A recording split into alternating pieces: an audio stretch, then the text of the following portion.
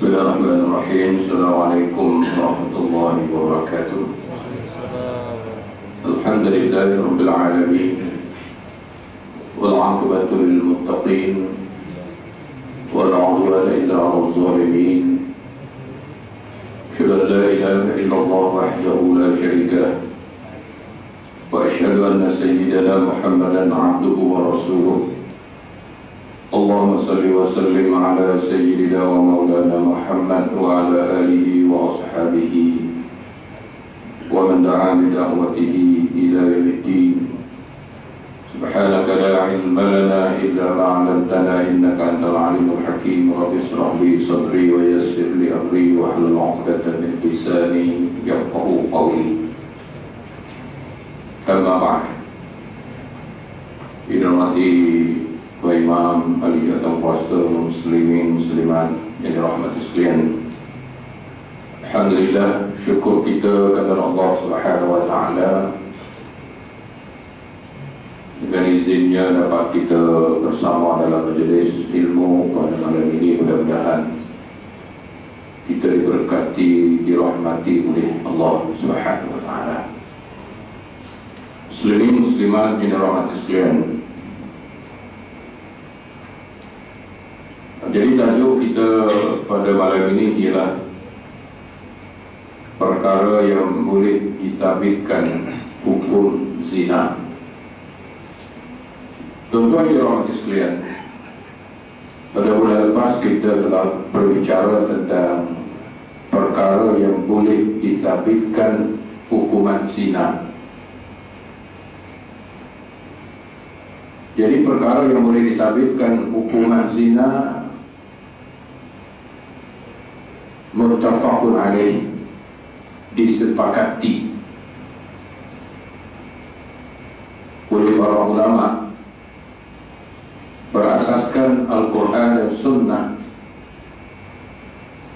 dalam dua keadaan saja. Yang pertama bil iqrar, yang kedua bisyahadah.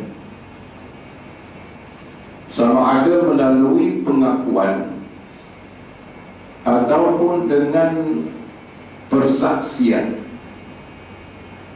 Dua itu saja, tuan-tuan. Sedangkan dalam keadaan lain seperti perempuan mengandung, apakah mereka tidak berzina? Jadi masalah perempuan yang mengandung ini sudah berlaku beberapa perkara keraguan, ragu. Apabila berlaku sedikit keraguan, maka dengan sendirinya hukum zina itu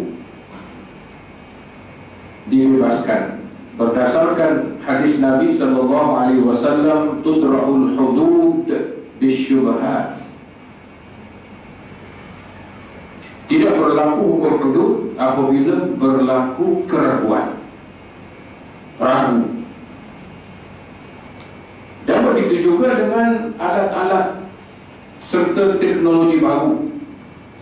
Kita tengok sekarang ini, tuan-tuan, melalui video dengan penetapan air mani. Ini, tuan-tuan. Jadi dari sudut syarak, perkara ini tidak boleh diterima kerana boleh berlaku beberapa keraguan. Cuma dua keadaan sahaja yang diterima oleh syarak. Yang pertama bisyahadah, dengan 4 saksi. Itu kita bincang, tuan-tuan, berdasarkan firman Allah Ta'ala, وَالَّذِينَ يَرْمُونَ الْمُحْصَنَاتِ ثُمَّ لَمْ يَأْتُوا بِأَرْبَعَةِ شُهَدَاءَ فَاجْلِدُوهُمْ 80 جَلْدَةً وَلَا تَقْبَلُوا لَهُمْ شَهَادَةً أَبَدًا وَأُولَئِكَ هُمُ الْفَاسِقُونَ. Jadi orang yang menuduh seseorang itu berzina tanpa mengemukakan 4 orang saksi, maka hukumannya sebat sebanyak 80 kali sebatan. Wala taqbalu lahum syahadatan abada. Mereka tidak boleh diterima persaksiannya, dan mereka itu termasuk dari kalangan orang-orang yang fasik. Yang kedua, bil iqrar, dengan pengakuan. Jadi pengakuan ini, tuan-tuan, di antara ulama khilaf. Ada ulama mengatakan bahawa pengakuan ini mesti 4 kali pengakuan. Dia mengaku 4 kali, kerana selari dengan 4 saksi. 1 pengakuan, 1 saksi. 2 pengakuan, 2 saksi. Itu mengikut mazhab Hanafi. Tapi mazhab Syafi'i memadai dengan 1 pengakuan. Tidak perlu kepada 4 kali pengakuan. Jadi apabila berlaku khilaf, tuan-tuan, berlaku khilaf di antara para ulama, maka itu adalah satu rahmat. Ya, sebagaimana yang Nabi SAW bersabda, ikhtilafu ummati rahmatun. Berlaku khilaf di antara ulama, itu satu rahmat. Sebagaimana, tuan-tuan, perselisihan ulama tentang hukum hudud. Apakah hukum ini dikenakan kepada orang Islam sahaja? Bagaimana hukuman ini tidak dikenakan ke atas orang bukan Islam? Nah, ini khilaf, tuan-tuan, khilaf. Imam Hanafi berpendapat bahawa hukum hudud dikenakan sama ada orang bukan Islam ataupun orang Islam, sama, tak ada beza. Tetapi Imam Asy-Syafi'i mengatakan bahawa hukum hudud hanya dikenakan ke atas orang Islam sahaja. Apa alasan Imam Asy-Syafi'i?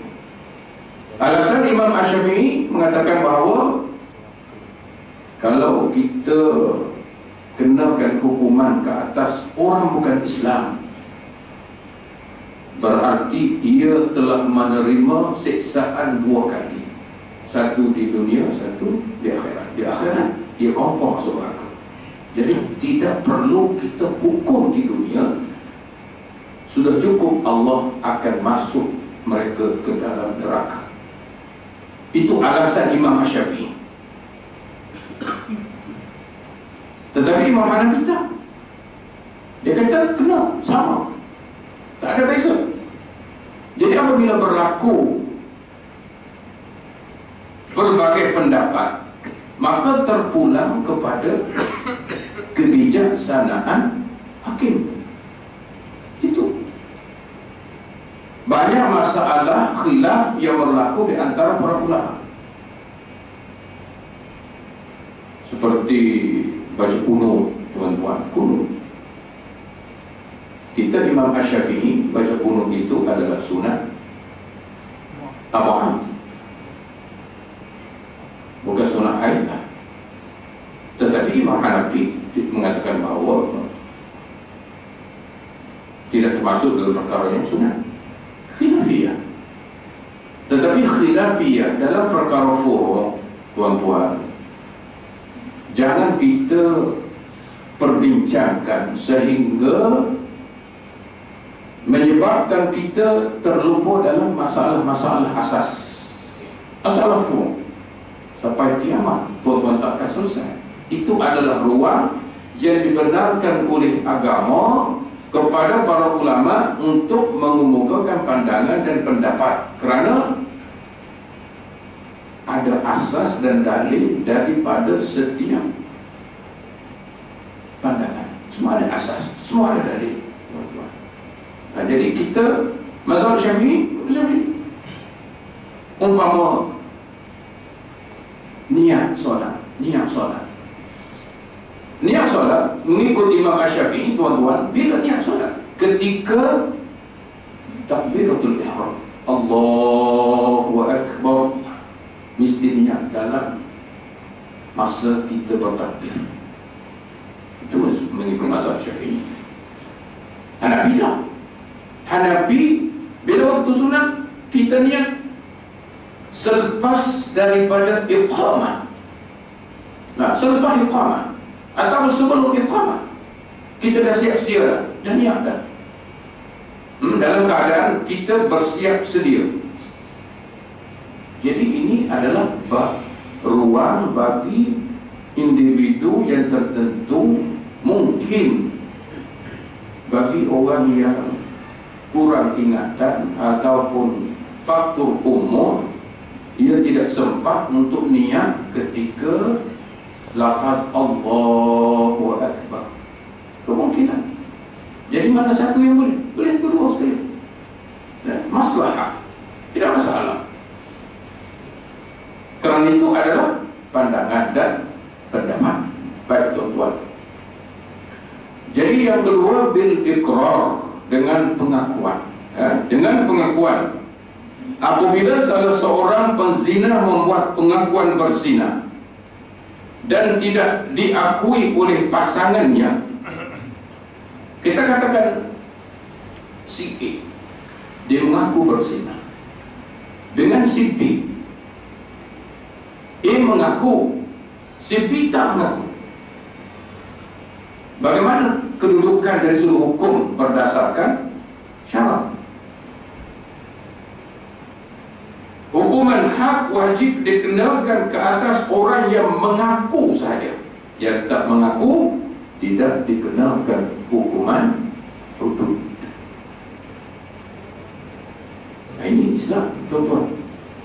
Walaupun dia buat perkara itu, walaupun dia buat, dia tak mengaku. Tapi undang-undang dunia, ia mengaku tidak dijatuhkan hukuman, yang tak mengaku dijatuhkan hukuman. Ini lari daripada kehendak agama. Jadi siapa yang bertanggung jawab di hadapan Allah Subhanahu Wa Taala? Sama ada kita gunakan logik akal ataupun kita bersandarkan kepada hadis Nabi Sallallahu Alaihi Wasallam. Kita mesti bersandarkan kepada sunnah Nabi. Bukan kita bergantung kepada akal. Akal manusia tidak mampu berfikir dalam perkara-perkara ghaibiyat. Tak mampu. Akal manusia tidak mampu untuk berfikir dalam perkara-perkara ghaibiyat. Sebab itu Allah Subhanahu Wa Taala mengutuskan seorang rasul sebagai penjelas kepada Al-Quran, yaitu Nabi kita Muhammad Sallallahu Alaihi Wasallam. Baik tuan-tuan, Nabi Muhammad Sallallahu Alaihi Wasallam pernah bersabda dalam kisah Asif. Ini bukti, ya. Apa Rasulullah Sallallahu Alaihi Wasallam bersabda? Ala banuka jildun wa taghribun am wa'id ya anis ala imra'atin hadha fa in i'tarafat farjamaha. Sadaqah Rasulullah Sallallahu Alaihi Wasallam. Ini adalah hadis Rasulullah Sallallahu Alaihi Wasallam. Terjemahannya, anak kamu dikenakan 100 kali sebatan sebab dia berzina sebelum kahwin. Orang berzina sebelum kahwin dikenakan hukum sebatan sebanyak 100 kali sebatan. Az-zaniyatu waz-zani fajlidu kulla wahidin minhuma 100 jaldah. Mesti 100 kali sebatan. Sebagaimana Sayyidina Umar telah menjatuhkan hukuman sebat ke atas anaknya sebanyak 100 kali sebatan, menyebabkan anaknya meninggal dunia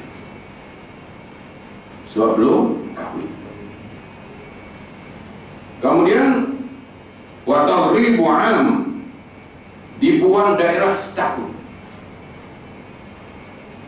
Kalau sekiranya hukuman sebab dikenakan ke atas penzina, sama ada laki-laki ataupun perempuan yang belum kahwin, disebat 100 kali,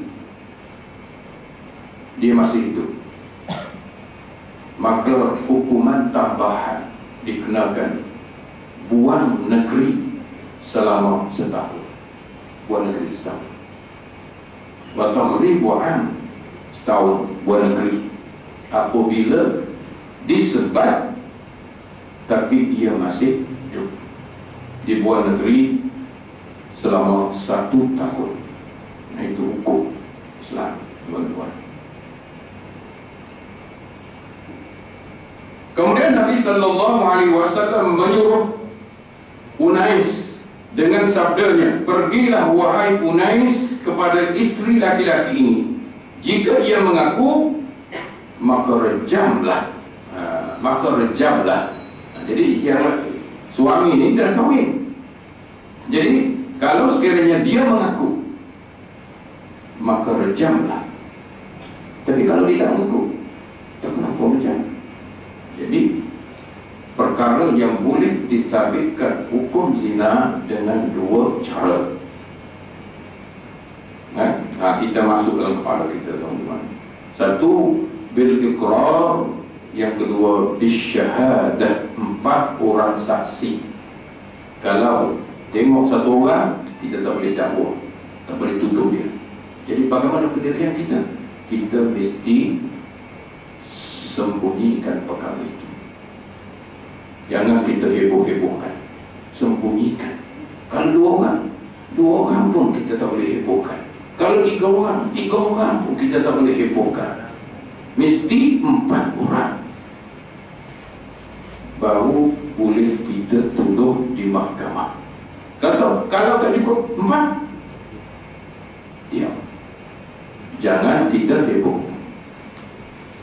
Kalau kita, tuan-tuan, tuduh tanpa bukti, tidak mencukupi 4 orang, kita tidak dihukum di dunia, kita akan dihukum di akhirat. Allah Subhanahu wa taala berfirman, "Wa anna Allaha syadidul 'adzab." Sesungguhnya azab Allah itu amat pedih. Amat pedih. Jadi kita jangan menuduh seseorang itu berzina tanpa 4 orang saksi. Kalau kita tengok, kita tahu, kita lihat, sebab tidak ada bukti. Kalau 2 orang, orang yang menuduh 2 orang itu dikenakan hukum qazaf. Kerana ada di antara sahabat, tuan-tuan, dia melihat orang berzina, tapi dia seorang, maka didiamkan perkara itu. Kerana tidak mencukupi sebagaimana yang ditetapkan oleh syarak. Jadi mungkin ada terlintas di fikiran kita, kalau begitu sukarlah untuk melaksanakan hukum rejam dan hukum sebat. Memang sukar, kerana melibatkannya nyawa. Katakanlah, tuan-tuan, hanya perlu pada seorang saksi. Kalau sekiranya ada timbul perasaan dendam dan dengki, marah kepada seseorang, maka si A boleh menuduh si B berzina sekiranya cukup dan memadai seorang saja. Sedangkan perkara itu hanya tuduhan palsu kerana adanya perasaan dendam dan dengki. Sebab itu, tuan-tuan, Islam ini mesti teliti. Tidak berlaku dalam sejarah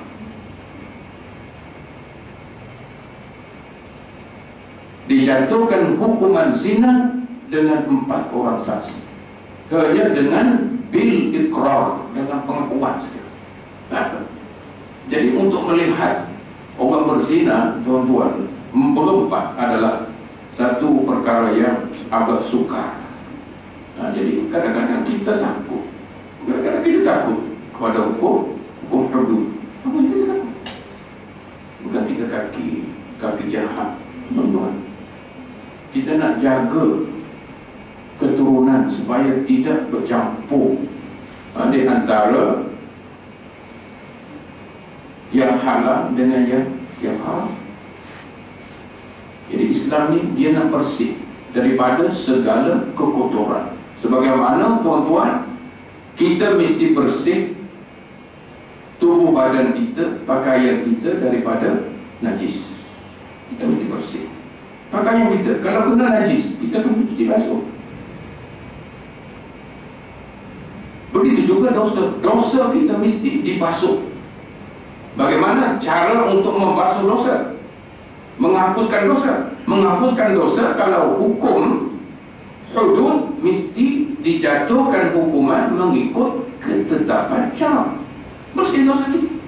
Tapi kalau sekiranya dosa kita tidak dijatuhkan mengikut hukum syarak, maka Allah tidak akan ampunkan, melainkan kita bertaubat kepada Allah, dan taubat kita itu diterima oleh Allah Subhanahu wa ta'ala. Kita belum pasti apakah kita pasti taubat kita diterima oleh Allah Subhanahu wa ta'ala. Kita kena bersih dosa kita, tuan-tuan. Jadi kita nak masuk syurga ni, kita mesti bersih. Luaran kita mesti bersih, dalaman kita juga mesti bersih. Dalaman kita, hati kita mesti bersih. Jadi apabila hati kita bersih daripada segala penyakit, penyakit dengki, sombong, bongkak, buruk sangka, ini adalah di antara penyakit yang ada di hati kita. Jadi kita kena bersih. Bagaimana cara bersih? Bil istighfar, bil tawbah, bil doa, ataupun bi qiraatil Quran. Dan semua kebaikan yang kita lakukan, maka dengan sendirinya dosa itu terhapus. Nah, kita berwudu, tuan-tuan. Kita berwudu. Kita mengambil wudu. Dosa yang ada kaitan dengan mata, dosa yang berkaitan dengan hidung, dosa yang berkaitan dengan mulut, apabila kita berwudu, maka dosa itu akan gugur. Sebab itu tuan-tuan, kita basuh muka, basuh tangan, basuh kaki. Jadi itu adalah proses untuk menghapuskan dosa. Sebagaimana yang Allah Subhanahu wa ta'ala berfirman, innal hasanat yuzhibnas sayyiat. Setiap amalan yang baik yang menghapuskan segala dosa dan kesalahan. Kita datang ke surau, kita berjalan kaki, satu langkah kita berjalan, satu dosa hilang, dan Allah angkat maqam kedudukan kita. Kita berada dalam majlis ilmu, kita dapat pahala, Allah hapuskan dosa-dosa kita. Jadi ini adalah cara Allah Subhanahu wa ta'ala menghapuskan dosa. Tetapi dosa kecil, bukan dosa besar. Dosa besar Allah tidak akan hapuskan dengan cara kita berdoa, dengan cara kita bertaubat kepada Allah Subhanahu wa ta'ala. Kalau melibat dengan orang lain, kita mesti mohon kemaafan daripadanya. Kita mesti minta maaf. Kalau melibatkan harta, kita mesti memulangkan balik hartanya itu. Kalau kita pernah tipu dia, kita mesti memulangkan hartanya itu kembali. Kalau kita tidak memulangkan hartanya kembali, di akhirat nanti Allah Subhanahu wa ta'ala akan mengambil pahala kita, diberikan kepada orang yang pernah kita menipunya. Itu saja. Ya, sebagaimana kita melakukan kesalahan kepada orang. Kita tengok tuan-tuan di Mesir sana, ya, Mursyidul Am, ya, Dr. Badiah, dah 3 kali dah tuan-tuan jatuh hukuman gantung, 3 kali dah. Dia masuk penjara zaman bila kita tuan? Zaman saya utuh tadi, dia masuk penjara. Berapa kali masuk penjara? 3 kali masuk penjara. 10 tahun, 9 tahun, 4 tahun. Ini penjara seumur hidup. Ini tuan-tuan, kezaliman yang berlaku.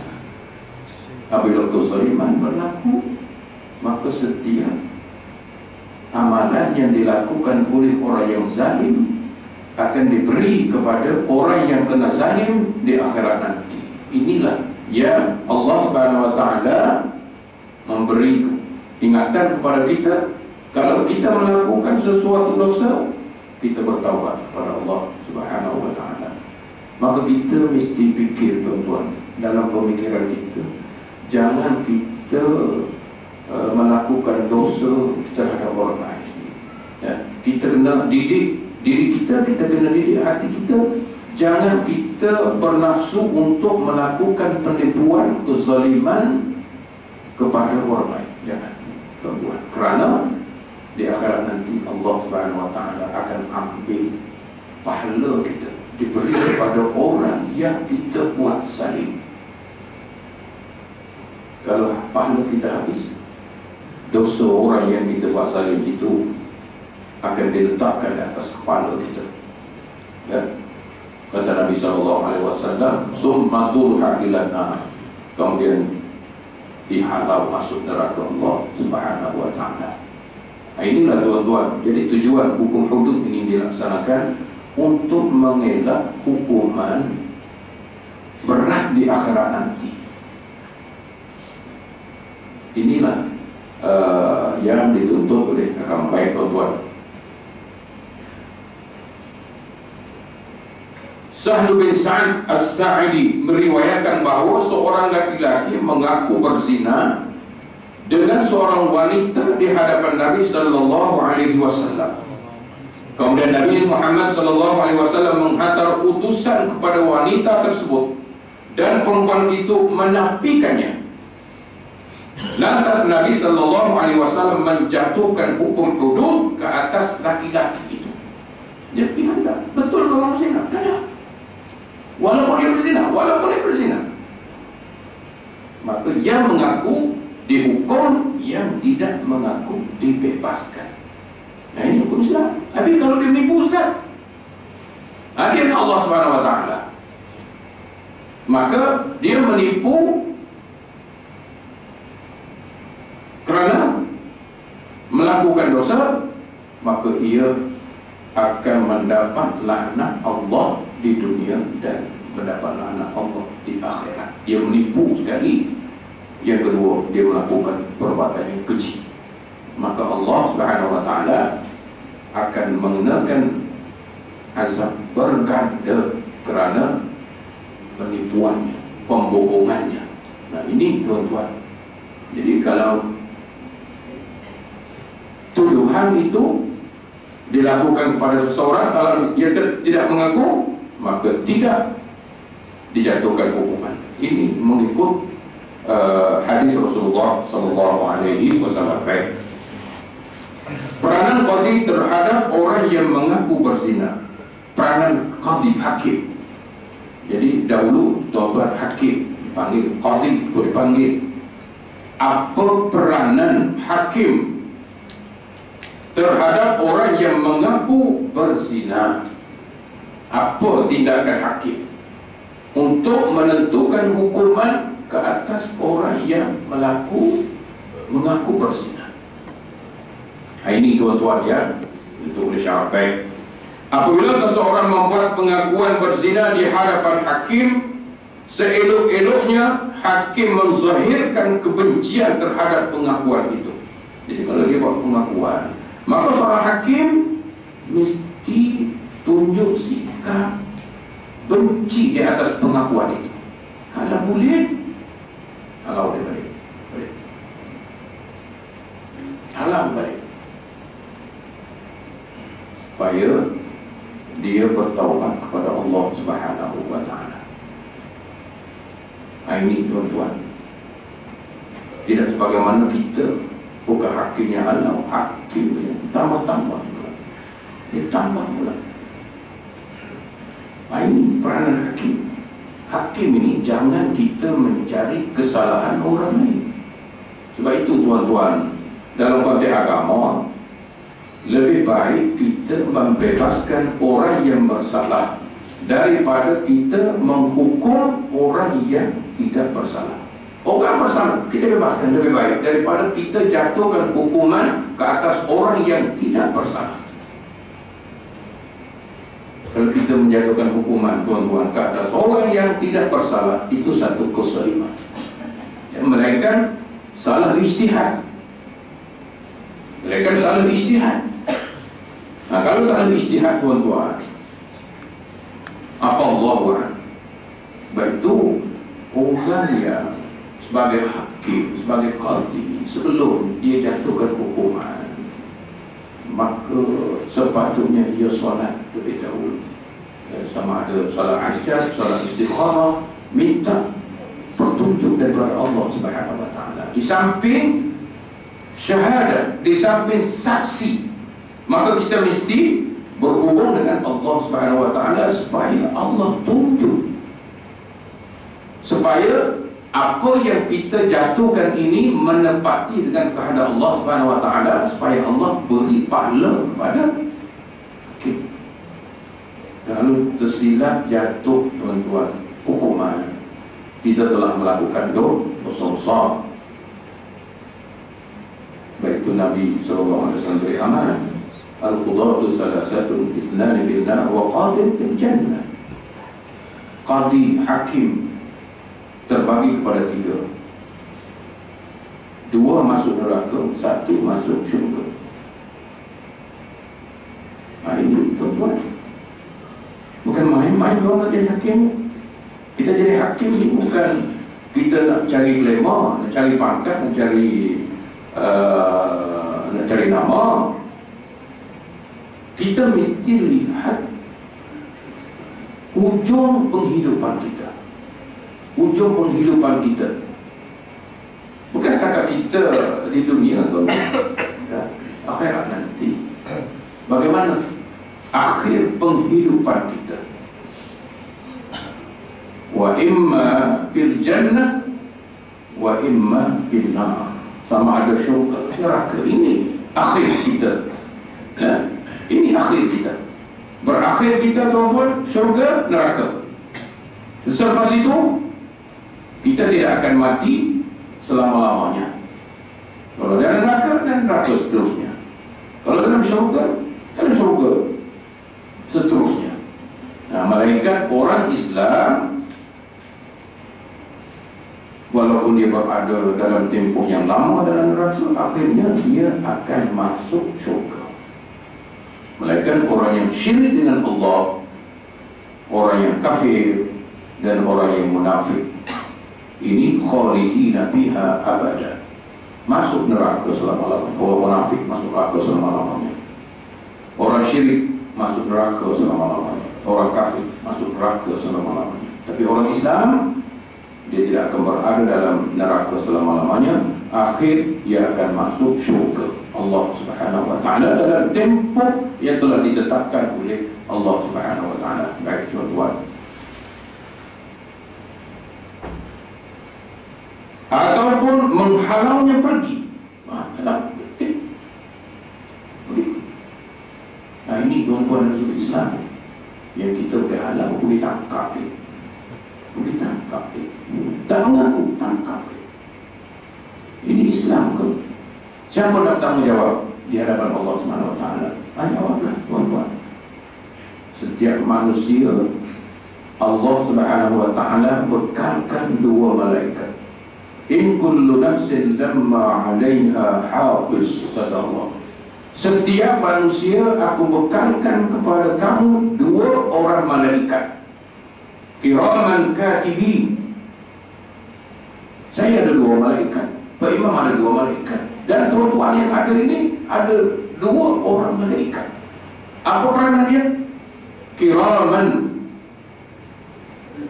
katibin. Dia akan menulis setiap percakapan kita, perbuatan kita, niat kita, dicatat, ditulis tanpa sedikit pun tertinggal. Sama ada bisirri wal alaniyah, sama ada secara rahsia ataupun secara jelas. Di dunia kita boleh lari, di akhirat boleh lari, tak boleh lari. Jadi apa yang berlaku Sepatutnya hakim dia kena halal apabila ada orang yang mengaku berzina. Halal bagi. Ini berdasar kepada hadis.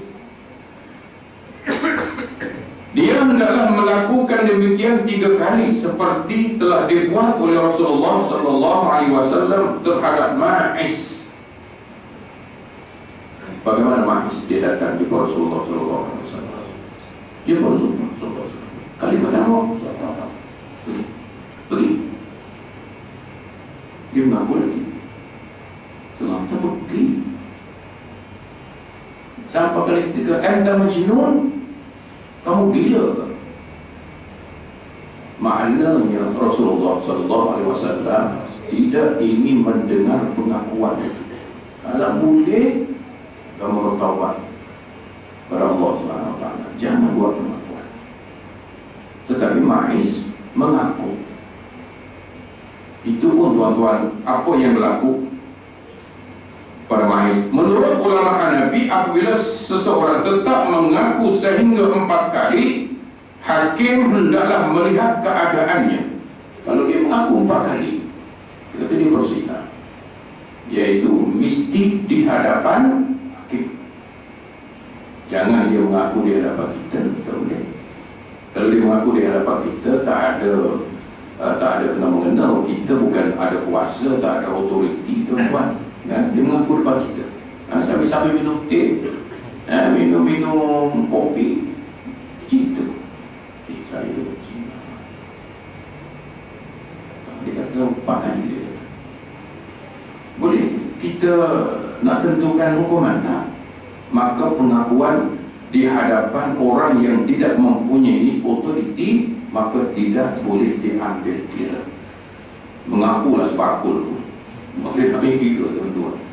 Kalau dia mengaku, mesti secara rasmi di hadapan hakim, di mahkamah. Di mahkamah. Kena pergi di mahkamah, bukan di kedai kopi, bukan di warung-warung, tak boleh. Di mahkamah mesti dia berada di tempat yang telah ditetapkan oleh mahkamah, di kandang orang yang bersalah. Letak ke situ.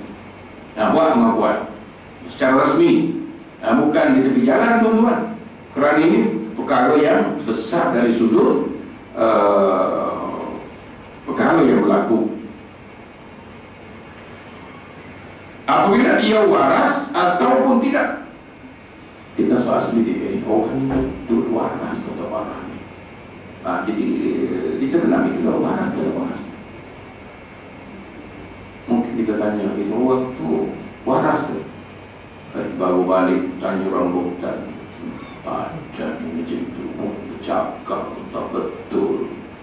Ini mungkin juga tuan-tuan, dia baru balik tanya rambutan. Oh begitu. Jadi kadang-kadang manusia ni, tuan-tuan, bukannya semua yang waras, ada yang tak waras. Yang mengaku tak waras. Jadi apabila tak waras, pengakuannya tidak boleh diterima. Sebab itu mesti di soal sedikit. Soal sedikit latar belakang dia. Orang ni bagaimana?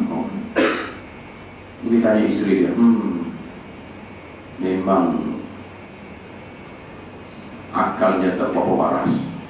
Ini tuan-tuan. Jadi dari sudut hukum tidak boleh menerima pengakuan ini. Mesti disoal sendiri.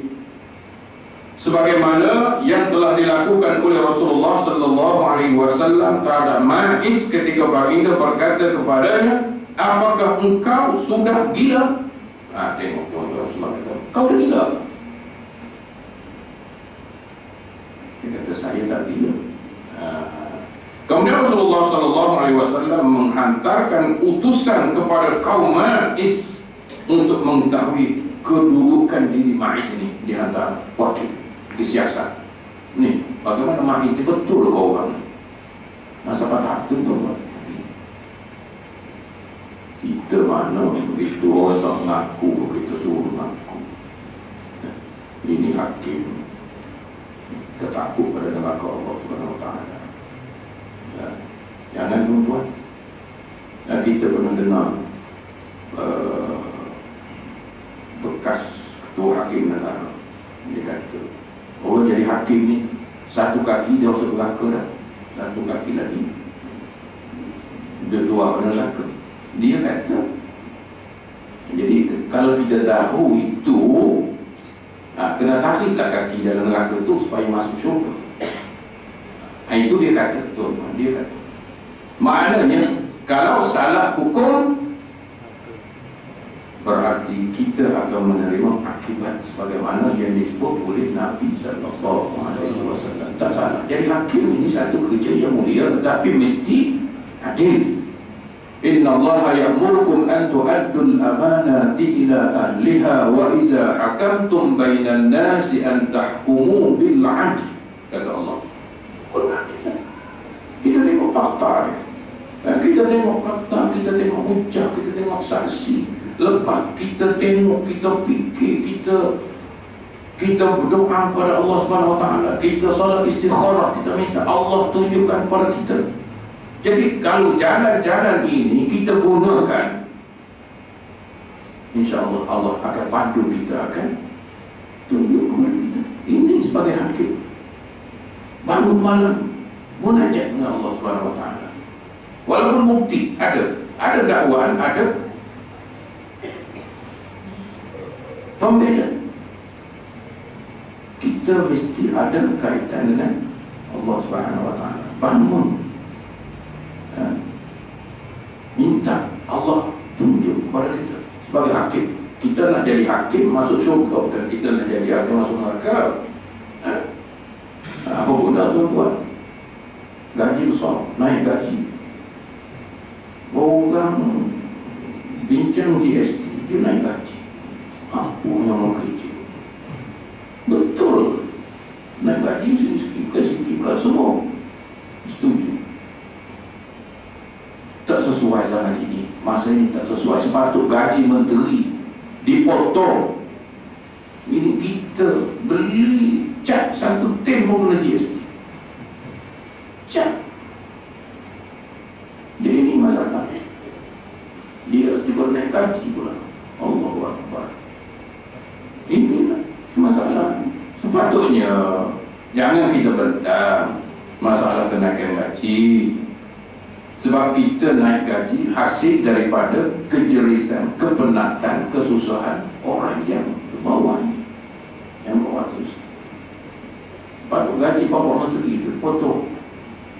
Dilarang di besar-besar tu potong. Nak jaga ini. Jadi kita tak fikir yang itu. Apa boleh buat? Terima saja. Itu nasib kita semua, tuan-tuan.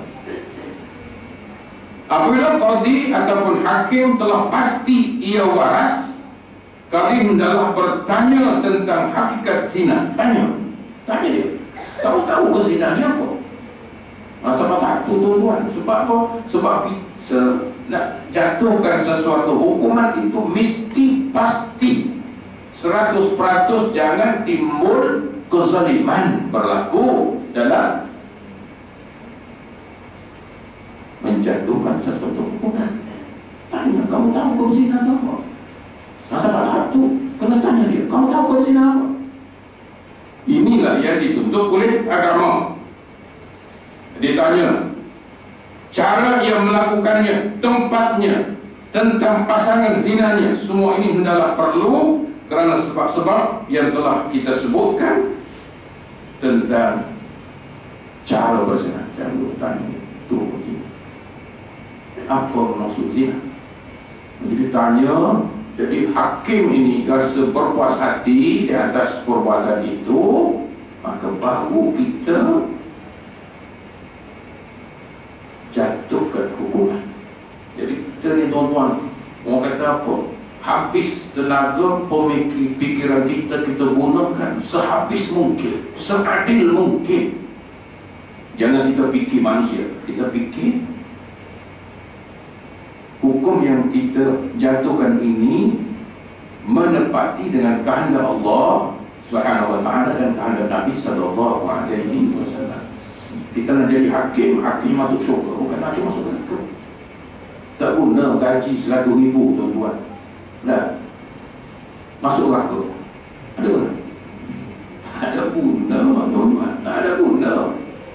saya kita kaya, ratusan juta kita milik lagi harta. Kalau saudara, ada untung? Tak ada untung satu sen pun. Maka inilah perlu berhati-hati. Kalau kita jadi hakim, mesti hakim yang menepati dengan kehendak agama. Nah, kalau kita menjadi seorang peniaga, mesti peniaga yang memenuhi kehendak agama. Kalau kita menjadi suami, mesti suami yang menepati dengan kehendak agama. Selagi. Nah, kalau kita berpolitik, mesti berpolitik berasaskan kehendak agama. Cepat sekali lah bekerja ke kehendak agama. Ibadat mesti berasaskan kehendak agama. Jangan kita lari daripada kehendak agama Allah Subhanahu Wa Taala, baru selari dengan Islam. Tapi kalau kita, tuan-tuan, kita hidup berumah tangga, tidak selari dengan kehendak agama, tak guna, tuan-tuan. Sebab apa? Sebab isteri kita adalah amanah Allah Subhanahu Wa Taala. Bagaimana kita bergaul dengan isteri kita? Baik ke tak baik? Baik ke tak baik? Itu kita sendiri jawab. Siapa dia tahu? Tuan-tuan tak tahu. Tuan-tuan tahu rumah tangga saya? Tuan-tuan tak tahu. Tuan-tuan tahu saya datang sini. Tuan-tuan tahu hakikat sebenar. Tapi bagaimana cara kita berkomunikasi, bergaul dengan isteri kita? Mengikut kehendak agama atau tidak kehendak agama? Sebab apa? Sebab amanah. Amanah. Setiap amanah akan dipersoalkan oleh Allah Subhanahu Wa Taala. Sebagaimana Nabi SAW dia bersabda, "Istausu bin nisa'i khairan, fa innahunna akhastumuhunna bi amanatillah." Istausu bin nisa'i khairan, istausu bin nisa'i khairan. Apa kata Nabi SAW? Berilah bimbingan, nasihat kepada isteri kamu dengan baik. Bimbing dia dengan cara baik, yang sempurna. Fa innahunna akhastumuhunna bi amanatillah. Kamu berkahwin dengan wanita daripada seorang bapa merupakan amanah Allah Subhanahu Wa Taala. Amanah Allah, amanah akan ditanya nanti. Kita akan ditanya. Oleh itu kata Nabi, istausu bin nisa'i khairan. Berilah nasihat, berilah didikan pada isteri yang baik dan sempurna. Jangan kita tunjuk apa tuan-tuan, watak kita garang, bengis. Nasihat yang baik itu yang dituntut oleh agama. Baik tuan-tuan, sekiranya hakim berpuas hati, hendaklah ia bertanya pula tentang dirinya, adakah ia seorang yang muhsan ataupun bukan muhsan. Puas hati dah. Dan kita dah selesai tanya dia, kita dah soal selidik dia, jadi masuk di mahkamah, kita tanya, awak dah kahwin ke belum? Kahwin ke belum? Belum kahwin. Jadi belum kahwin dipanggil ghairu muhsan, belum kahwin. Kalau kahwin muhsan. Kalau muhsan, maka hukumannya rejam sampai mati. Asy-syaikh wa asy-syaikhatu idza zanaya farjumuhuma. Tapi ada juga ustaz kata tidak ada lah dalam Quran itu hukum rejam. Dia baca Al-Quran tak ada hukum rejam. Memanglah tak ada. Dalam Al-Quran ni tuan-tuan, dia ada nasikh wal mansukh. An-nasikh wal mansukh. Ada hukum yang dinasakh, tetapi tulisan Al-Quran itu tak dinasakh. Hukum saja dinasakh, tetapi bacaannya tak dinasakh. ada bacaannya dinasah, hukumnya tak dinasah. Jadi kalau kita cari dalam Al-Quran, memang tak ada. Kamu kata,